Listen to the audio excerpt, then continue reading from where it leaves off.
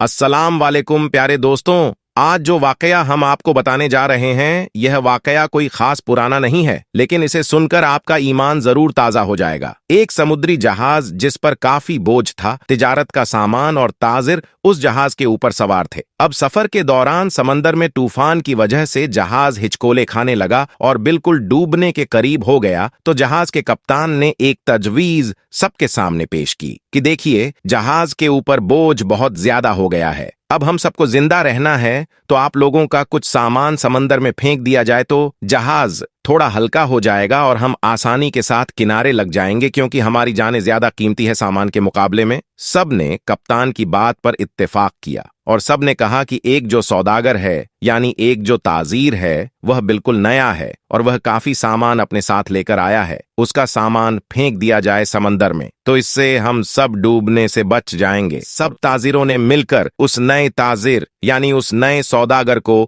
उसके सामान के साथ उठाकर समंदर में फेंक दिया और अपना सफर जारी रखा। ताजिर को तो समंदर में फेंक दिया गया। वह ताजिर बहुत देर तक लहरों से लड़ता रहा। आखिरकार थक कर बेहोश हो गया। लेकिन कुछ देर के बाद जब वह होश में आया तो उसे मालूम हुआ कि समंदर की लहरों ने उसे किसी वीरान और नामालूम जजीरे पर लाकर किनारे कर दिया है। वहां आदम ना आदमजाद, दूर दूर तक कोई ठिकाना न था, बस छोटा सा जंगल और पानी ही पानी। सौदागर बड़ी मुश्किल से उठा, सांस ली, यहां तक कि वह चल भी नहीं पा रहा था। वह घुटने के बल गिर गया और कहा, या अल्लाह, इस मुश्किल सूरत हाल में मेरी जान को बचा ले, मेरी मदद फरमा। कई दिन वहां पर ताजिर के गुजर गए। उस दौरान ताजिर ने दरखत के फल खाए, खरगोश का शिकार करके उससे अपना गुजारा किया। उसको कहीं मीठी नदी का पानी मिल गया, वहां से पानी पीता रात की सर्दी और दिन की गर्मी से बचने के लिए सौदागर ने जंगल से लकड़ियां काट काट कर एक छोटी सी झोपड़ी बनाई, ताकि ठंडी और गर्मी से अपने आप को बचा सके। एक दिन हुआ यूं कि जैसे कहते हैं ना, गरीबी में आटा गीला।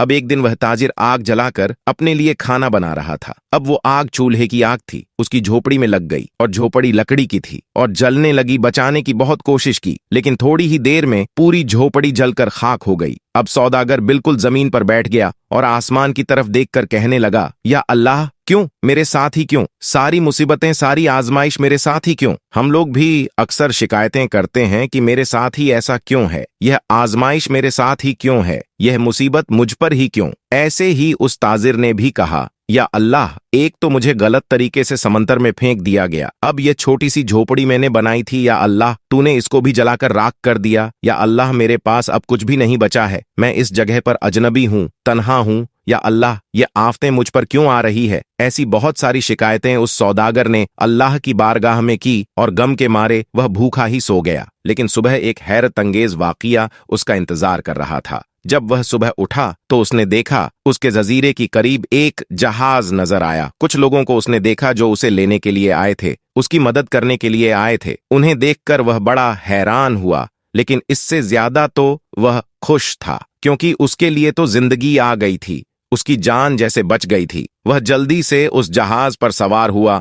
खुशी की शिद्दत से उस सौदागर को यकीन नहीं आ रहा था कि वह चल रहा था और जहाज वाले उसे बचाने के लिए आए थे। इस अनजान जगह पर यकीन नहीं कर पा रहा था कि आखिर मेरे पास यह लोग कैसे आ गए, उनको मेरे यहां होने का पता कैसे चला, उन्हें किसने ये बातें बता दी। सौदागर ने उन जहाज वालों से पूछा, भाइयों, एक बात मुझे बताओ, तुम्हें कैसे पता चला? तुमने मुझे कैसे ढूंढा? आखिर मेरा ठिकाना तुम्हें कैसे मिल गया? ये तो बिल्कुल अनजान और अजनबी जगह है। उस सौदागर के इन तमाम सवालों को सुनकर जहाज वालों ने जवाब दिया, हमने यहाँ पर धुआं उठता हुआ देखा था, तो हमें ऐसा लगा कि कोई शख्स हमें अपनी मदद के लिए पुकार रहा है, क्योंकि समंदर में जब कोई मुसीबत में फंसता है तो इसी तरह से इशारे देता है, और हमें ऐसा लगा कि किसी ने यहाँ पर आग जलाई है और धुएं के जरिए वह हमें मदद के लिए पुकार रहा है। हम तुमको देखने के लिए यहाँ पर आए। यह सुनकर ताजिर बड़ा खुश हुआ, अल्लाह का शुक्र अदा करने लगा और उसने अपनी कहानी सुनाई। बल्कि उन लोगों ने पूछा, तुम्हारे साथ क्या क्या हुआ? तो उसने बताया कि सौदागरों ने नाजायज तरीके से उसे उठाकर जहाज से बाहर फेंक दिया। समंदर में उसका सामान भी फेंक दिया गया। वह लोग जो कि जान बचाने के लिए आए थे, उन्होंने कहा, अच्छा, तुम उस जहाज के बारे में हमें बता रहे हो, तो मैं आपको बता दूं कि वह जहाज अपनी मंजिल तक नहीं पहुंचा, बल्कि समंदर के लुटेरों ने उस जहाज पर हमला कर दिया, पूरा सामान लूट लिया और सारे ताजिरों को कत्ल कर दिया। सिर्फ तुम अकेले बच गए हो, तुम पता नहीं कैसे बच गए, अल्लाह ने तुम्हें बचा लिया। सौदागर ये सुनते ही ज़ारोक्तार रोने लगा। वही सजदे की हालत में गिर गया और कहने लगा, या अल्लाह, तेरे काम और तेरे फैसले सबसे बेहतर होते हैं। तू जो भी करता है अपने बंदों के लिए बेहतर ही करता है। बस हम ही बेसब्री हो जाते हैं, हमारे अंदर सब्र नहीं होता, वरना बाद में तो पता चलता ही है। अल्लाह, तेरा जो फैसला था वह बिल्कुल सही था। मेरे भाइयों और बहनों और दोस्तों, अगर आपकी हालात बिगड़ जाए तो आप डरे नहीं, आप खौफजदा ना हो। बस इतना यकीन रखें कि खुदा की हर चीज में हिकमत होती है। जब भी आपका कोई काम रुक जाए, आपकी कश्ती भंवर में फंस जाए, आपकी झोपड़ी जल जाए, तो यह जान लें कि खुदा आपका अच्छा इंतजाम कर रहा है। दोस्तों, अगर आप अपने दिल को सुकून देना चाहते हैं और दुनिया व आखिरत के लिए आफियत चाहते हैं तो सिर्फ अल्लाह का जिक्र करें,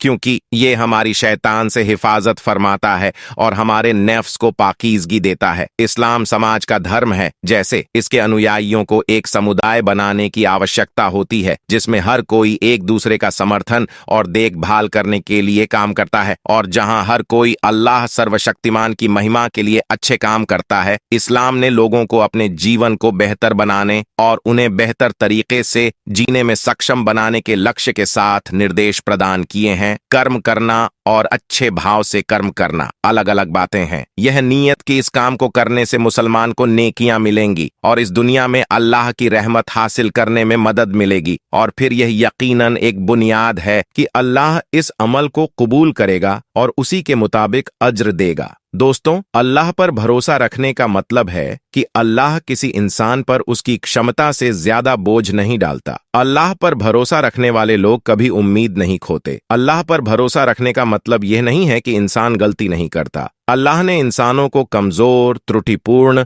और पतनशील बनाया है। अल्लाह पर भरोसा रखने के लिए सबसे पहले यह जरूरी है कि हम अल्लाह को अच्छी तरह से जानें। इसके लिए अल्लाह के कई नामों और गुणों को सीखना, उनका अध्ययन करना और उन पर विचार करना जरूरी है। ऐसा करने का सबसे अच्छा तरीका कुरान पढ़ना और सुन्नत के बारे में ज्यादा जानने के लिए नियमित रूप से समय निकालना है। वफादार जानता है कि जिस भी कठिन समय में वह खुद को पाता है, वह ईश्वर द्वारा भेजी गई परीक्षा है। वह चीजों को अपने तरीके से लेता है, यह याद करते हुए कि सर्वशक्तिमान अल्लाह ने उसे क्या सलाह दी है। ऐसा हो सकता है कि आप किसी चीज से नफरत करते हैं जब वह आपके लिए अच्छी होती है, और यह भी हो सकता है कि आप किसी चीज से प्यार करते हैं जब वह आपके लिए बुरी होती है। अल्लाह जानता है और तुम नहीं जानते। दोस्तों, हमें अपनी हर नमाज में अल्लाह पाक की तारीफ करनी चाहिए जो तारीफ के लायक है। तारीफ में आप अल्लाह पाक के नमों की तारीफ कर सकते हैं कि अल्लाह, तू ही करीम है, तू ही खिलने और झिलाने वाला है,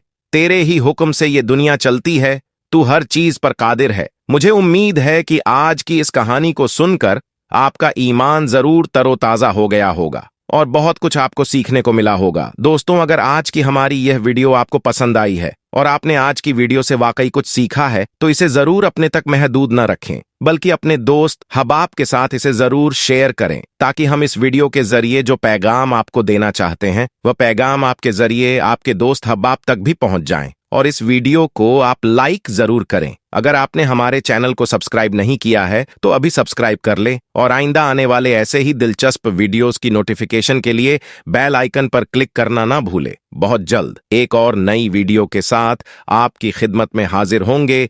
तब तक के लिए अल्लाह हाफिज।